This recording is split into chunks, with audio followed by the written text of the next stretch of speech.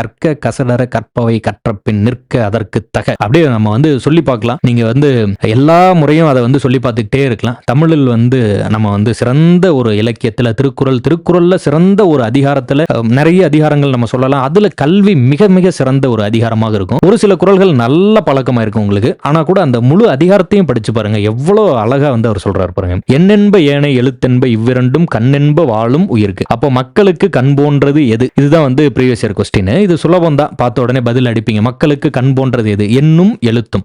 எழுத்தும் எண்ணும் இல்ல, எண்ணும் எழுத்தும். முதல்ல எண் நம்பர்ஸ், அதுக்கப்புறம் எழுத்துக்கள். இன்னைக்கு மொழிகள் வெவ்வேறையா இருந்தா கூட நம்பர்ஸ் கிட்டத்தட்ட எல்லாருக்கும் ஒரே மாதிரி தான் இருக்கு. மேத்தமெட்டிக்ஸ் ஒரே மாதிரி தான் இருக்கு. இப்ப எல்லாரும் இப்படிதான் எழுதுறோம், ஒன்னு எழுதுறோம், எல்லாரும் 2 3 ஒரே மாதிரி வந்துட்டோம். ஆனா மொழி மாறி இருக்கு. அப்போ முதல்ல நம்பர்ஸ் தோன்றி இருக்கலாம், அதற்கப்புறம் எழுத்து தோன்றி இருக்கலாம் அப்படின்னு இந்த பரிணாமத்தை வள்ளுவர் வரிசைப்படுத்துறாரு அப்படின்னு கூட இதுல ஒரு அறிவியல் கூற்று பேசுபொருளாக இருக்கும். வாழும் வள்ளுவம் புத்தகத்திலே பேசியிருப்பாங்க. அதற்கு அடுத்த குறள் பாருங்க. கண்ணுடையர் என்பர் கற்றோர் முகத்திரண்டு புண்ணுடையர் கல்லாதவர். இல்லையா? கண்ணை மூஞ்சில இருக்கு, முகத்துல இருக்கக்கூடிய புண்ணுன்ட்டார். உவப்ப தலைகூடி உள்ள பிரித்தல் அனைத்தே புலவர் தொழில். உவப்ப தலைகூடி உள்ள பிரிதல் அனைத்தே புலவர் தொழில். அடுத்து உடையார் முன் இல்லார் போல் ஏ கற்றும் கற்றார் கடையரே கல்லாதவர். உடையார் முன் இல்லார் போல் ஏ கற்றும் கற்றார் கடையரே கல்லாதவர்.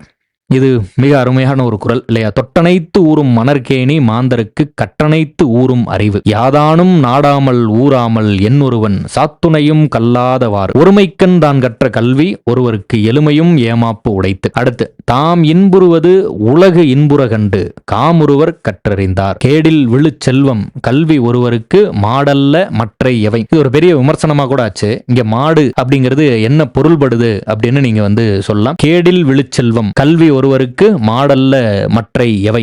அப்ப இங்க இந்த மாடு அப்படிங்கிறது என்ன பொருள்படுது நீங்க சொல்லலாம். அது ட்ரை பண்ணுங்க. அதே போல தாம் இன்புறுவது உலகு இன்புற கண்டு காமுருவர் கற்றறிந்தார். அதுபோல ஒருமைக்கண் தான் கற்ற கல்வி யாதானும் நாடாமல் ஊறாமல் என் ஒருவன் சாத்துணையும் கல்லாதவாறு. தொட்டனைத்து ஊறும் மணற்கேணி உடையார் முன் இல்லார் போல் ஏகற்றும் கற்றார் கடையரே கல்லாதவர். உவப்பத் தலைகூடி உள்ள பிரிதல் அனைத்தே புலவர் தொழில். கண் உடையர் என்பர் கற்றோர் முகத்திரண்டு புண்ணுடையர் கல்லாதவர். அதுபோல அடுத்ததுல பாருங்க. எண்ணென்ப ஏனை எழுத்தென்ப இவ்விரண்டும் கண்ணென்ப வாழும் உயிர்க்கு. கற்க கசடர கற்பவை கற்ற பின் நிற்க அதற்கு தக. இப்போ இதுல ரொம்ப மினிமமா ஒரு சில குறள் மட்டுமே நீங்க இது பண்ணா போதும். மாடு அப்படின்னா என்ன பொருள்னு சொல்லி கேட்டிருந்தேன். மாடு அப்படிங்கிறது செல்வத்தை குறிக்குது. மாடல்ல மற்றவை.